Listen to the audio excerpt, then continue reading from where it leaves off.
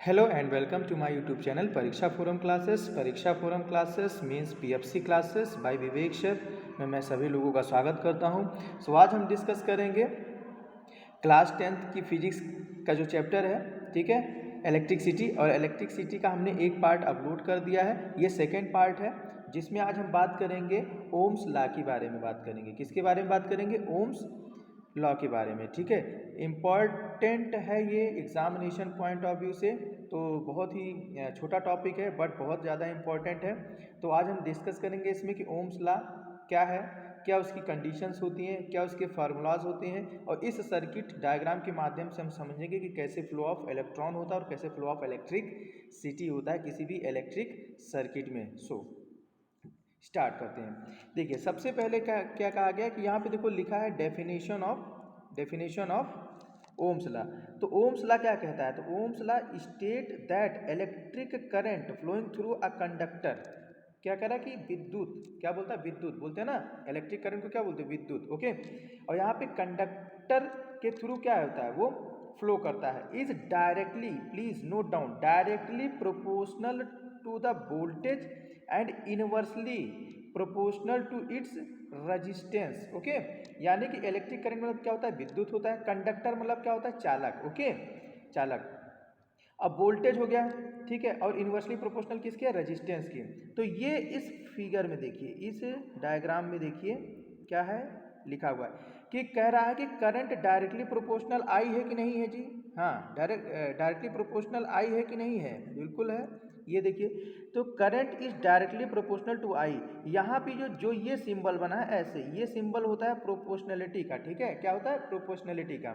और फिर कह रहा था कि inversely proportional to the resistance. तो ये देखो, इनवर्सली प्रोपोर्शनल है किसके? रेजिस्टेंस के। किसके प्रोपोर्शनल है? रेजिस्टेंस के। तो आई होप ये पॉइंट क्लियर हो गया। आगे क्या बात कर रहा है? इन अ नटशेल, यानी कि ओवरऑल ये बात कर रहे हैं कि द रिलेशन बिटवीन, क्या? The relation between voltage drop, current and resistance को ही क्या कहा जाता है? Ohm's law. यानी कि ओम्स लॉ किसी भी इलेक्ट्रिक सर्किट, अब ये इलेक्ट्रिक सर्किट क्या होता है जी? तो ये देखिए, जो डायग्राम मैंने बनाया ना, ये डायग्राम, ये क्या है? एक इलेक्ट्रिक सर्किट है।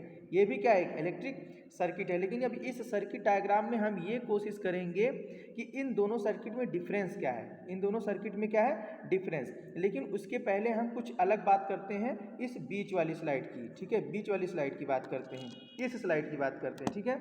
ये देखिए, यहाँ पे देखिए क्या लगा हुआ है, एक क्या लिखी है? बैटरी लगी हुई है। ये क्या आपकी एक बैटरी हो गई, ठीक है। और इस बैटरी में देखिए, तो ये क्या है आपका? ये है पॉजिटिव। ये क्या है जी? ये है आपका पॉजिटिव टर्मिनल, ठीक है। ये क्या आपका? पॉजिटिव। और ये क्या है आपका? Negative terminal. तो बैटरी का ये निगेटिव टर्मिनल है और दूसरा एंड क्या है? ये पॉजिटिव टर्मिनल है। तो इलेक्ट्रॉन क्या होगा? इलेक्ट्रॉन रिपेल होगा कहाँ से? निगेटिव टर्मिनल की, बैटरी के निगेटिव टर्मिनल से। क्यों? क्योंकि हम जानते हैं कि सेम सेम चार्ज क्या होते हैं? रिपेल होते हैं। सेम सेम चार्ज क्या होते हैं? रिपेल। तो इलेक्ट्रॉन, यानी कि यहाँ पे क्या था? निगेटिव इलेक्ट्रोड पे निगेटिव आयंस थे और उन्हीं आयंस की वजह से चार्ज डेवलप हो गया। अब क्या हो गया कि इलेक्ट्रॉन को उसने क्या कर दिया? रिपेल कर दिया, यानी कि उसको बाहर की तरफ ढकेल दिया। अब इलेक्ट्रॉन देखो, ये इस एरो के माध्यम से इधर निकला ना, बाहर निकला, फिर ये देखो ये इधर जा रहा है ये। तो यानी कि इलेक्ट्रॉन का मूवमेंट कहाँ से कहाँ तक हो रहा है? इलेक्ट्रॉन मूवमेंट स्टार्टेड फ्रॉम क्या? Negative terminal to positive terminal. Got it? I hope ये समझ में आ गया आपको। चलिए, अब हम डिस्कस करते हैं दूसरी, इसी डायग्राम का दूसरा पॉइंट। अब हुआ क्या कि जैसे ही इलेक्ट्रॉन, देखो इस डायग्राम में क्या दिख रहा है आपको कि इलेक्ट्रॉन का फ्लो कहाँ है? ये देखो, इलेक्ट्रॉन का फ्लो क्या है? निगेटिव से पॉजिटिव की तरफ जा रहा है ना। तो इलेक्ट्रॉन का फ्लो कहाँ होता है? कि बैटरी के निगेटिव टर्मिनल से पॉजिटिव टर्मिनल की तरफ, यानी कि इसके जस्ट निगेटिव ही क्या डेवलप होगा? इसके जस्ट अपोजिट में क्या डेवलप होगा? Convectional current. तो ये देखो, ये आपकी क्या हो गई? कन्वेक्शनल करंट हो गई। क्या हो गई? Convectional current. तो व्हाट इज करंट? अब आपसे पूछेगा कि व्हाट इज करंट। तो करंट क्या होता है? किसी भी इलेक्ट्रिक सर्किट में करंट क्या है? करंट क्या होता है कि क्या होता है कि करंट फ्लोइंग, क्या है? Current flowing opposite to the flow of electron. Simple से यही डेफिनेशन है इसकी, ओके। Current, okay. आगे देखते हैं, अगर आपको क्या है कि आगे चल के इसी न्यूमेरिकल आएगा इस पे बेस्ड, ओके। तो न्यूमेरिकल कैसे सॉल्व करोगे? सपोज आपको क्या है? ये ट्राइंगल याद करना है। क्या याद करना है? ये ट्राइंगल आपको याद होना चाहिए। देखो, वी, आई और आर। वी यहाँ पे क्या है? पोटेंशियल ड्रॉप, जिसको आप वोल्टेज बोलते हो। जैसे सर्किट में बनाएगा ना तो वहाँ पे बता देगा क्या 9 वोल्ट 12 वोल्ट की बैटरी लगी है, 9 वोल्ट की बैटरी लगी है, 5 वोल्ट की बैटरी लगी है ना, तो ऐसा वैसा जो रहेगा उसी को आप वोल्टेज बोल लो या पोटेंशियल ड्रॉप बोल लो। ठीक है, बात देखिए। आई क्या होता है? आई होता है करंट। करंट को किस में मेजर किया जाता है जी? एम्पियर में। किस में मेजर किया जाता है? एम्पियर में। ठीक है, यहाँ पे आर क्या है? रजिस्टेंस। क्या है जी? रजिस्टेंस। ठीक है, जिसको हम प्रतिरोधक बोलते हैं। तो रजिस्टेंस का मेन काम क्या होता है? रजिस्टेंस का मेन वर्क होता है कि वो करंट की फ्लो को क्या, कि करंट की फ्लो को क्या करता है? वो कम करता है, यानी अपोजिट क्या करता है? उसका अपोजिशन करता है। ठीक है, याद रखें कि रजिस्टेंस क्या होता है कि करंट की फ्लो को क्या करता है? हमेशा अपोज करता है। किसी भी इलेक्ट्रिक सर्किट में, दुनिया की कोई भी इलेक्ट्रिक सर्किट है अगर, और उसमें रजिस्टेंस तो रहेगा ही रहेगा, और रजिस्टेंस हमेशा क्या करता है जी? बताइए, करंट की मूवमेंट का हमेशा अपोजिशन करेगा। कौन कौन कौन? जल्दी बताइए। हाँ, यस, कौन? रजिस्टेंस। ओके, चलिए इस फार्मूले का इस्तेमाल करिए। सपोज आपको वोल्टेज फाइंड आउट करना है, B is equal to I R. जब आपको वोल्टेज फाइंड आउट करना है तो इस फार्मूले को लगाएंगे। जब आपको करंट सॉल्व करना है तो I is equal to V by R हो गया। आपको जब रेजिस्टेंस फाइंड आउट करना हो किसी भी सर्किट से तो R is equal to V upon I हो गया। चलिए, आई होप ये सब क्लियर हो गया। अब हम बात करेंगे कि इस सर्किट के बारे में। जैसे मैंने कहा ना कि इस सर्किट के बारे में हम बात करते हैं। देखो, इस सर्किट में दो सर्किट है। पहला इलेक्ट्रिक सर्किट है जहाँ पे देखो स्विच क्या है? ये ऑन है, और दूसरी सर्किट है जहाँ पे स्विच ऑफ है। तो पहले हम ये जान लेते हैं तो स्विच ऑन और स्विच ऑफ से क्या मतलब होता है। एनसीईआरटी बुक में इसी स्विच ऑन को प्लग इन कहा जाता है। ठीक है, प्लग की यानी कि क्या है कि प्लग की क्या है कि यानी कि आपने स्विच को क्या किया? ऑन। अच्छा, किस आप जब 12th में जाओगे तो वहीं पे यहाँ पे जो स्विच ऑन होने का मतलब ही होता है क्लोज्ड स्विच। स्विच ऑन होने का मतलब क्या होता है? Closed switch.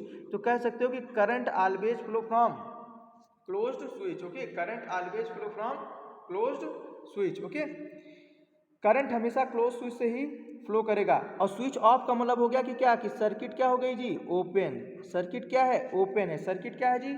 ओपन है। ठीक है, तो यानी कि यहाँ पे करंट का फ्लो अब नहीं होगा। तो दोनों सर्किट में अंतर समझ में आया। अब देखो, स्विच आपने ऑन किया तो देखो ये बल्ब ग्लो कर रहा है कि नहीं कर रहा है? ये बल्ब क्या कर रहा है जी? ग्लो कर रहा है कि नहीं कर रहा है? अब यहाँ पे स्विच ऑफ थी तो बल्ब ग्लो कर रहा है? नहीं कर रहा है। बस, तो यानी कि जब स्विच ऑफ है तो उसको आप क्या बोल सकते हो? ओपन है सर्किट, इसलिए उसमें से करंट फ्लो नहीं होगी, क्योंकि चार्ज का मूवमेंट होगा नहीं तो करंट उसके अपोजिट डेवलप हो ही नहीं पाएगी। तो इसलिए क्या होगा कि ओपन सर्किट में कभी भी करंट फ्लो नहीं होता है। स्विच ऑन हो गई तो यानी कि मतलब क्या, सर्किट क्या हो गई? क्लोज हो गई, यानी कि सर्किट क्या हो गई? कंप्लीट हो गई। अब उसमें से क्या होगा कि चार्ज फ्लो हो जाएगा। क्यों? क्योंकि बैटरी के निगेटिव टर्मिनल से कौन फ्लो करेगा? इलेक्ट्रॉन। ठीक है, और पॉजिटिव टर्मिनल तक जाएगा, और पॉजिटिव टर्मिनल से नेगेटिव टर्मिनल की तरफ कौन फ्लो करेगा? Convectional current. ये देखिए, convectional current. I hope all the concept should be clear in very better manner. Okay, हाँ, चलिए, तो यही पूरा हमको ओम्स लॉ में पढ़ना था। किसी भी इलेक्ट्रिक सर्किट में ये ओम्स लॉ इसी तरीके से काम करता है। तो ओम्स लॉ में कहने वाला, अब एक कंडीशन है यहाँ पे, एक चीज याद रखना है कि ओम्स लॉ की क्या है जी? एक कंडीशन है कि ये जो डेफिनेशन है, ये जो फार्मूला है, इसमें एक चीज इंपॉर्टेंट है कि एट क्या है कि एट कांस्टेंट टेम्परेचर की, यानी कि ये जो फार्मूला किसने दिया? किसने? ओम्स ने। तो बोला कि ये फार्मूला काम करेगा कब? ये एट कांस्टेंट टेम्परेचर, यानी कि सर्किट में जो आप मेटल वेटल इस्तेमाल करोगे ना तो उसमें टेम्परेचर कैसा होना चाहिए? कांस्टेंट होना चाहिए। कैसा टेम्परेचर होना चाहिए? कांस्टेंट। तो आप कह सकते हो कि according to Ohm's law, at constant temperature electric current flowing through a conductor is directly proportional to the voltage and inversely proportional to its resistance. I hope my dear students आप लोगों को ये समझ में आया होगा। मैं इसको इरेज करता हूँ ताकि आप इसका अच्छे से क्या करिए? स्क्रीनशॉट ले लीजिए। आपको एग्ज़ाम में बहुत सारी चीज़ें क्या होगी? तुरंत क्लियर हो जाएंगी, आप गलती नहीं करोगे जाके। ठीक है, तो आप थोड़ा ग्राफिकल पढ़िए तो थोड़ा क्लियर आपके दिमाग में रहेगा। Got it? चलिए, अब हम बात करते हैं कि सवाल ये है कि ये ओम्स लॉ क्या है? ये ओम्स लॉ। तो मुझे बताइए कि क्या ओम्स लॉ एसी सर्किट और डीसी सर्किट दोनों में काम करेगा? तो आंसर क्या होगा आपका? यस। सर्किट चाहे एसी बनाइए चाहे डीसी बनाइए तो ओम्स लॉ डीसी सर्किट और एसी सर्किट दोनों पे काम करता है। अब हम आगे वाली जो वीडियो पढ़ेंगे, आगे वीडियो में हम ये पढ़ेंगे, ठीक है, कि factors on which the resistance dependent. Okay, पहले नेक्स्ट टॉपिक क्या आएगा, और सेकेंड टॉपिक इसका इसी में छोटा सा एक टॉपिक और रहेगा कि कौन सी डिवाइसेस को हम ओहमिक डिवाइस बोलते हैं और कौन सी डिवाइसेस को नॉन ओहमिक डिवाइस बोलते हैं। ओके, तो आई होप क्लियर हो गया होगा कॉन्सेप्ट। तो चैनल को आप सब्सक्राइब करिए, शेयर करिए, अगर अच्छा लग रहा है लाइक करिए। ओके, और सपोर्ट बना के रखिए। आपका ही मोटिवेशन ही हमारे लिए क्या है, एक एनर्जी है, एक पावर है। ओके, आई होप आपको समझ में आएगा। जय हिंद।